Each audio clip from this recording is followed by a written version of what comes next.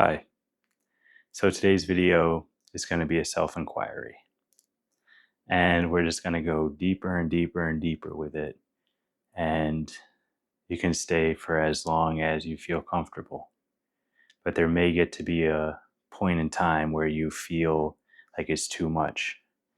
And that's when you should stop the video and maybe come back later when you're feeling more grounded. Okay. Some things that might come out when you're watching this video. You may notice in your awareness. You may start to feel like what I'm saying is crazy, that what I'm saying is out there. You may question my mental health. You may question society. You may feel different emotions of confusion, despair, um, relief, happiness, sadness, aloneness, all these different emotions. And I would suggest and recommend that you pay attention to those and set a boundary for yourself if it gets to feel like it's too much. Now, with those disclaimers out of the way, I'm gonna start the video, the self-inquiry. All right. So how do you know that you're a person? Who told you you're a person? Your society did. Your family, your caregivers, your school, your community. They told you you're a person. Before they told you you're a person, you didn't identify yourself as a person.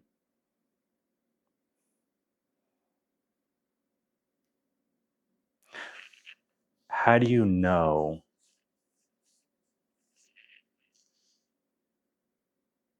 that you feel an emotion?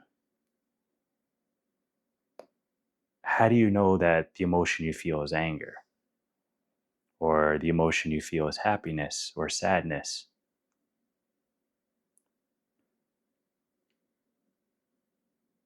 Somebody gave you those concepts. Someone told you that this is what happiness feels like, this is what sadness feels like, this is what anxiety feels like, this is what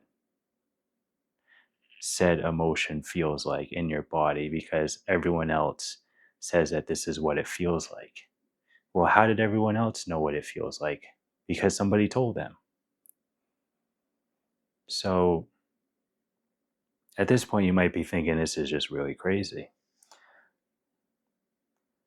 But what I'm pointing at and what the lens I'm using for this video is construct aware from 9 stages of ego development theory and how a person in a construct aware stage looks at the world.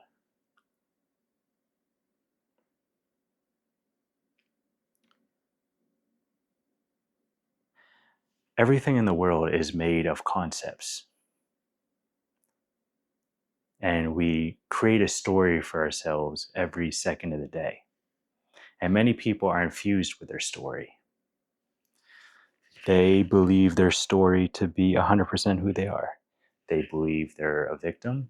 They believe that they're getting ahead. They believe that they're compassionate, that they're nice, that they're mean, that they're angry, that they have anger problems, that they're too compassionate, that they don't have good boundaries, that they have very good boundaries, that they have boundaries that are good sometimes and not good other times. But all these give a sense of identity to a person. What story am I saying right now? I'm spinning the story of making a video that I'm looking through the lens of construct aware. That's another story. And my YouTube channel is a story. I'm presenting myself as someone at a teal perspective, giving you these different synthesis of these different models and grounding it in somatic experience so you can understand the world deeper, not only yourself, but also others deeper. That's a story. And the world and relationships are built on stories. What does that mean? It's a story.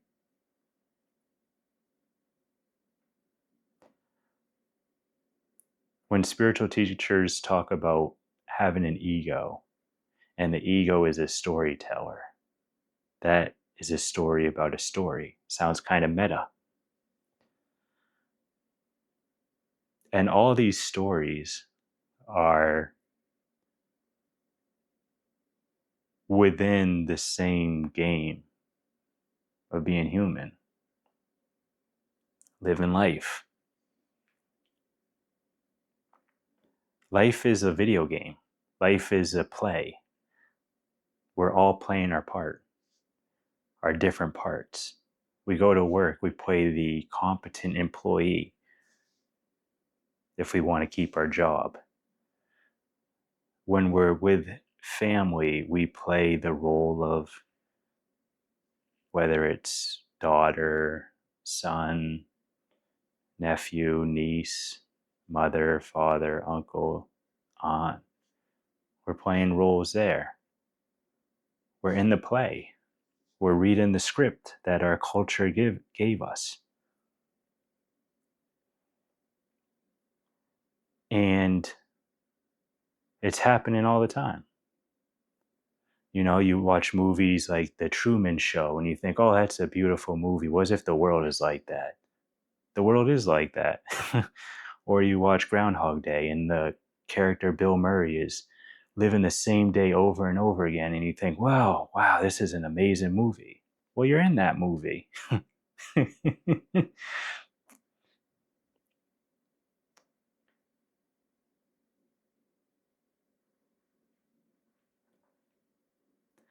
And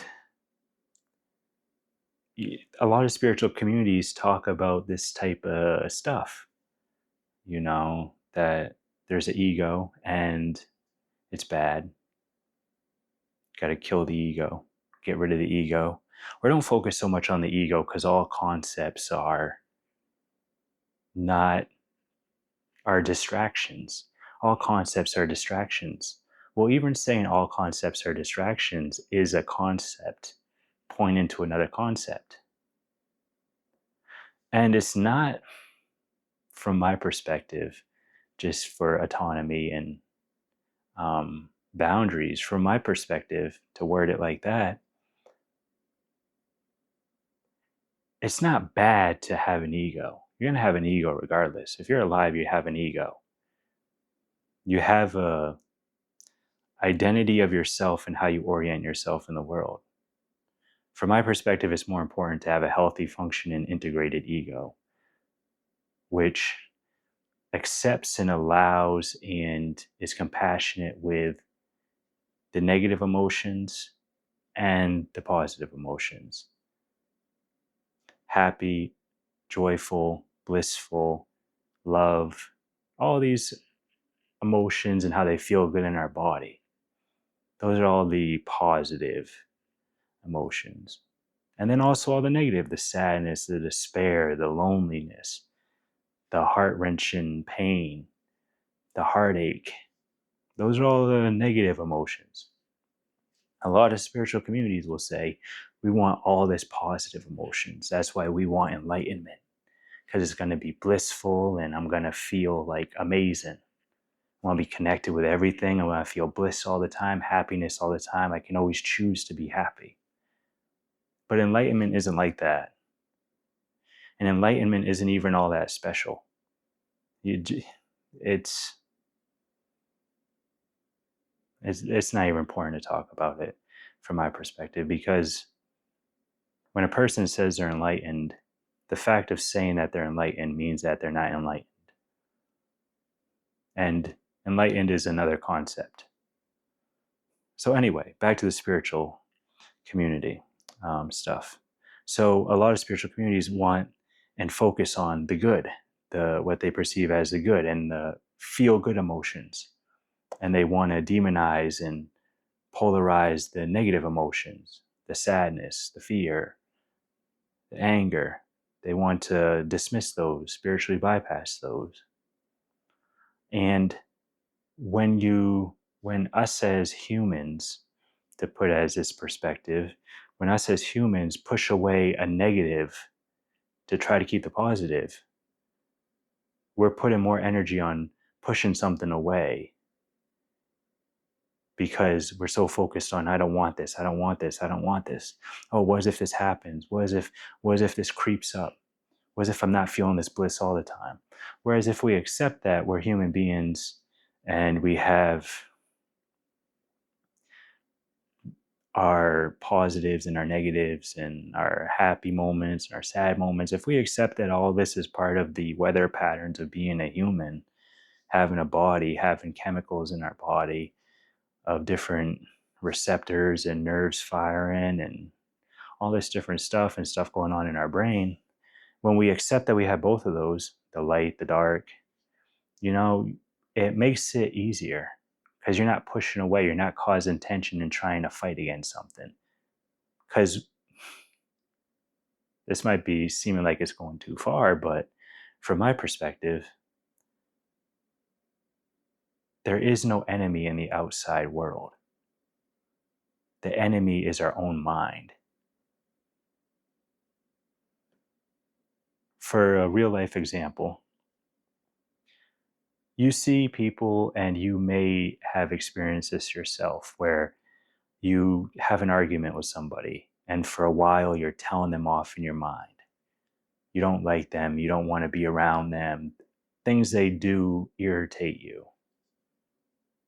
And then after some time, if all things align and different factors and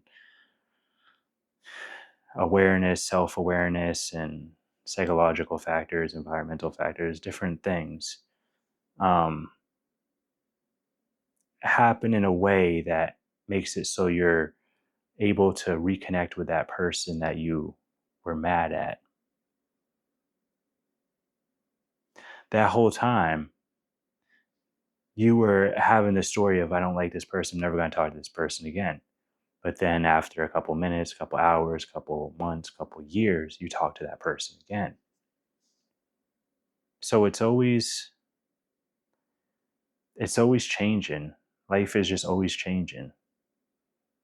And I forgot where I was going with that, but this is part of the video I'm making of being spontaneous and just going with a stream of thought. And you may wonder, why am I doing that? Well, I have a story of, I'm more on the introverted side. I like structure. I don't like too much spontaneity. And this video is the opposite of that. So I'm playing with it. I'm testing the edges of my YouTube creator persona, role that I'm playing, script that I have in my mind on what I want to say. And I'm just playing with it in real time, because that's what this channel is about, is integration in real time. So now that I remember, back to when you're having a conversation with somebody, you have a disagreement, an argument, stuff like that. And eventually you might reconcile with them and you start talking to them again and you're best friends again. That was a game that you were playing. You were playing the game of, I don't like this person. And your mind created all these stories, and you were along for the roller coaster emotional ride, the psychological ride. And you might have been telling other people, I don't like this person. This person did this and this. And the people you told were like, yeah, I can't believe they did that. I can't believe that they thought that that was okay. And you're doing this play. Other people are joining in. They're playing their scripts. And then eventually you go, wait a minute. I want to actually connect with this person again. I realize that there's some things that I did that caused this disagreement, and I have some fault in this argument and conflict. So let me try to resolve it. And the other person may feel the same way. And so that's another game, that's another play. And sometimes we catch ourselves and we have those moments where we're just like, well, I think I was wrong here. I need to say that I'm sorry. And what that means in the deepest sense is that you realize that things were not what your mind spun them out to be and what your emotions spun them out to be. Your mind and your emotions created a story that wasn't accurate, and you find out that you were wrong. And this isn't like a judgment or like an us versus them. Look at the people that are more self-aware and the people that are less self-aware. There's different degrees of self-awareness. I even get caught in it. I even fool myself. I go along for the emotional roller coaster and the story my ego or my mind is trying to spin. So we're all in it. I mean, why do we watch TV with the drama, with the action, with the tension? Why do we watch it? Because it engulfs us. It it it brings out something within us. And the thing is it's not only on the TV screen, it's not only in the video games, it's not only in the books or in the art or in anything. It's also in everyday life. But it's easier, and we've come to a agreement, an unwritten, not talked about, energetic or somatic or nervous system agreement that they're separate. The art, the media, that's one thing. But going to work, being with family, being with friends, having these challenges, that's the real stuff. All the media stuff is, it's not fully real. It's just, characters and scripts and lights and people playing roles. But those two things are not as separate as we're taught to believe. And people realize that when they go through struggle and challenges, that they're taking life too seriously. And sometimes we need a very painful and challenging experience or life situation to really knock us on the head metaphorically and wake us up.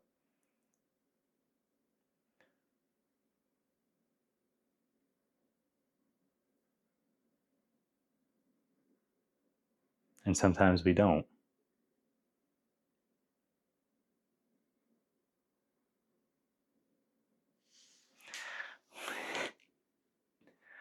I mean, it's a beautiful game we're all playing.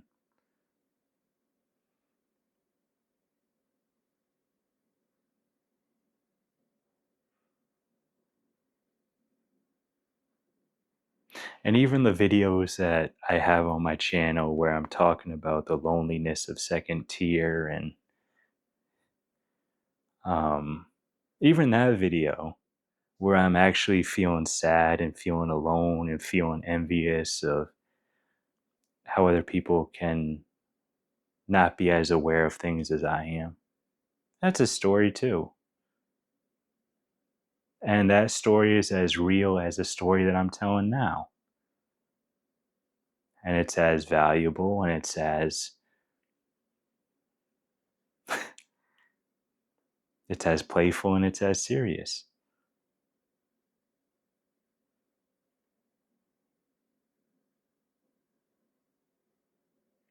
Because you can have an awareness of yourself doing it in real time. Believe in this story, having the emotion, not so much believe in the story, but feeling the emotions, observing your thoughts and how it's all playing out, and you see yourself playing the character. You can notice all that with a lot of meditation or a spontaneous spiritual awakening, a lot of self inquiry, a lot of introspection, a lot of pattern recognition of behavior and societal pressures and all this different stuff. You can notice it, but you're still going to oftentimes go along for the ride. The difference is when you notice it, sometimes it's more painful.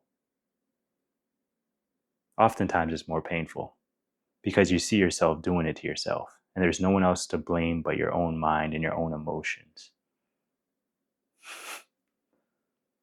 And there's also a sense of beauty to it too, because it gives you a better, deeper, more compassionate, more empathetic understanding on how it happens to everybody.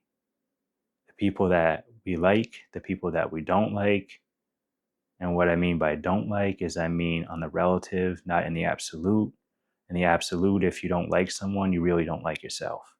In the relative, if you don't like someone by what they're doing, what they're saying, how they're causing conflict, how they're causing chaos, that's one thing. But in the absolute, they're you. I'm them. And and you know, I don't even know what else to say. So I guess with that, I'm going to end this video and say that my name's Caleb. This was the Evolutionary Bridge. If you made it this far, hello, hi, and subscribe if you find this interesting. And yeah, I'm signing off. See you in the next one. Maybe. Maybe not. Either one is okay. Because you have to find what works for you. And sometimes what works for you works now but doesn't work later. And sometimes what doesn't work for you now works for you later. All right, take care.